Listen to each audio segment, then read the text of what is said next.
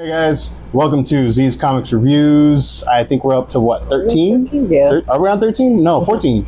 We're on 14. Yeah. Was it? I'm pretty sure it was 14. All right, we'll check later. We'll see. We'll edit and post. It's either or like we do editing. That's what it is. That's what we're on right now. Like 12 or 13. So we're in the double digits. We're kind of flying by the seat of our pants here. All right, let's get down to it. So right now we don't have Marvel or any darn shipments. Yeah, Dark Horse or anything like that.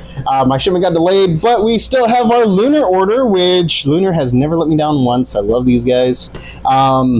So first off, we're going to start off with something that came out last week, actually. It's Super Pets, all right? The Legion of Super Pets. And these things are cute, all right? I love when animals just do, like, people stuff. I love the movie, all right? I do. I love the movie. Yes.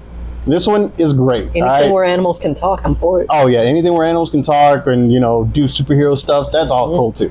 But yeah, this one right here, super cool read. It's nothing serious, okay? I'm gonna tell you that right now, nothing serious. You got various artists and writing teams. The first story in there is Bitewing, aka Haley, which is Nightwing's three appendaged dog. All right, I think it's like what, a bulldog, French bulldog. I don't know. Yeah. Pit bull. No, it's pit bull. Yeah. It's pit bull. All right, and yeah, it's just following her first mission with the Super Pets. Ace, the Bat Hound. You got Crypto. You got. It's not Chip anymore. I don't know when this happened, but the Green Lantern got replaced by Bidge. That's what I'm calling it. It's B''DG. I don't know how to pronounce it. I barely knew how to pronounce Chip, okay? I'm sure it was Chip. I'm pretty sure it was Chip. Nobody's actually said it, okay? Yeah. That's the problem. It's like DC, get on that, times, all right? you know? DC, get on that in regards to, you know, how to pronounce certain characters' names. Yes. Watch, we're all pronouncing Lobo wrong. It's supposed to be pronounced Lubu. Lubu? I don't know. Lubu? All right? Lubu. Yeah, I don't know. The freaking aliens. Lubu. Coriander? No, it's curry. Coriander, right? Coriander. It's cumin. But anyway, we're getting way off topic here. But bottom line, Super Pets, very fun read. Like I said, various artists, writing teams. Would you say it's pet-tacular? I'll give you that one, okay? It is, all right? It is pet-tacular, okay?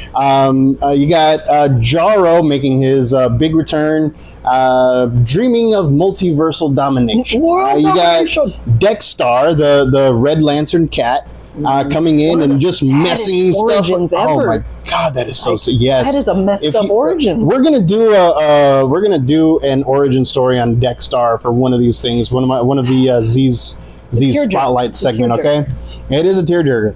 As soon as I find all the artwork for it. Not only that, but we have the Bat Family's Animals, which consists of a black and white cat, a turkey for some reason, and a bat cow, and a gargoyle. And then, I didn't even know this, but apparently Damian Wayne has access to a dragon that he named Noodles. It's fitting. Okay, cool. Damian has an entire menagerie in the Batcave somehow. A cave is nowhere for a cow to be. All right, I'm gonna say it right now. But cows can get anywhere, bro. It's true. One of them actually jumped the fence and almost hit my car. Like, this was like 2 weeks ago. I didn't know they could jump until then. It scared the crap out of me.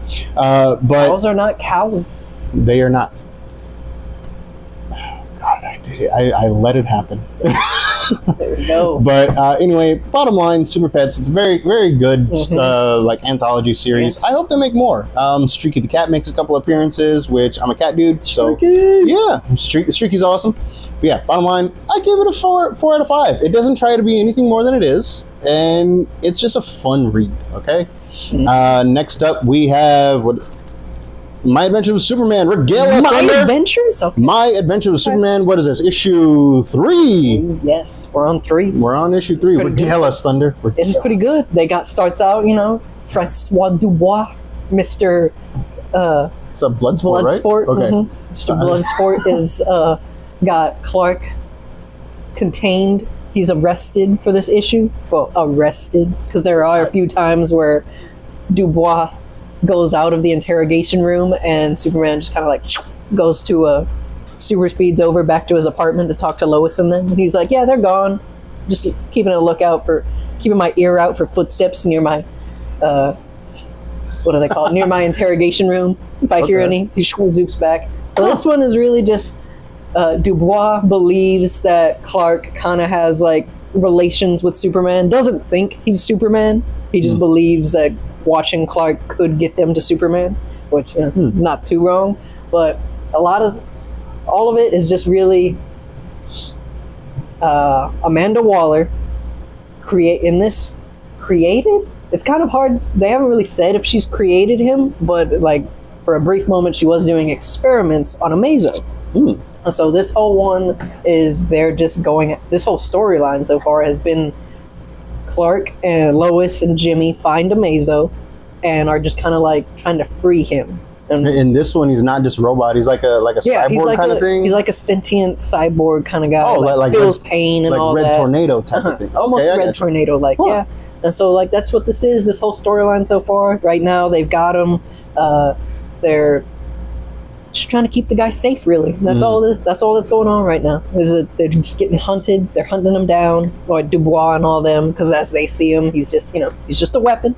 Just a weapon. Doesn't matter that he feels pain or has personality or anything like that. They're just hunting him down.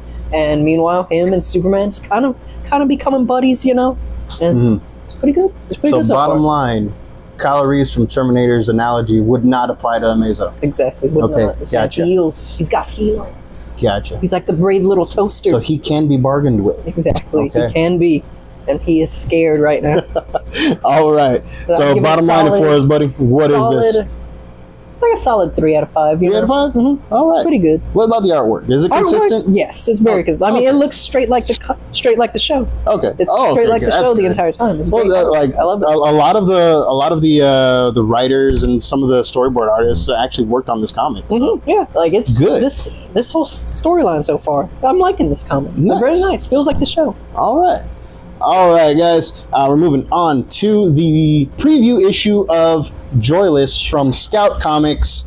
I gotta be honest, man. I've read this and I know next to nothing about what is going on in this comic book. And I'm not saying that's a bad thing. The art is great. Like, as you can see, the artwork right here, it's pretty much the same as the interior, right? Storyline, very little explanation. I'm going out on a limb and saying 0 explanation, all right? Takes place during Prison Break. The action is very kinetic. It's very... it's just you feel the action through the images, and that's not always the case. But this one, you feel it, and you don't just see it. You actually feel like the action is taking place. It almost feels like a movie. The character portrayed, she is straight up ruthless. All right, she breaks into a prison just to kill a guy. And in order to find him, she is torturing prisoners. And like it's insane, all right? I don't know what her motivation is, but apparently the guy that she killed totally deserved it. I don't know the story. But as a preview issue, damn it, I'm hooked. I am ready for the real #1 to come out. So Joyless from Scout Comics. I'm straight up giving it a 5 out of 5 right now. Even though I know next to nothing about where the storyline is going, I'm excited for it. So I'm ready. I'm ready for this one. All right. Yeah. Dude, 5 out of 5 for me. Vibes. Without knowing the story, me giving it a 5 out of 5. I'm super excited for this one. I really can't wait for the actual one to come out. A real one. Next up, we got Absolute Power number two. Number two. All right. This is the Nathan Zerdy or Dirty Zerdy cover. That's actually. Sorry, one of the guys here is actually kind of freaking out that I use that name. That is actually a nickname that the comic community has lovingly bestowed upon his artwork. And after we wrap up here, I'm gonna after we wrap up here, I'm gonna show you guys the Zerdy artworks, okay? And I'll show you what I mean. I like that other one the one that I got. This is shiny. It's got the like Amazo Superman, just kind of like. Oh yeah, that is the UV. Ultraviolet edition, and I got allocated on that. It is amazing. It really is amazing. It is pretty good. It's beautiful. But yeah. Anyway, Absolute Power number 2 starts off all the heroes are fighting. All of the big three are fighting. All right, who's going to lead us? Of them left. Yeah, like all the Prime is fighting. The leaders are fighting. Wonder Woman and Aquaman are about to go at it, and they're trying to figure out who is going to lead the remnants of the resistance against Amanda Waller's Task Force 7. Who will lead? They don't figure it out. Friggin' Nightwing, okay? Nightwing steps up, says, "You know what? Follow me. Shut up and follow me." He doesn't even ask. He just assumes position. All right. Gives a great speech and just goes with it. I'm gonna contradict you on that. I did not think his speech was all that great.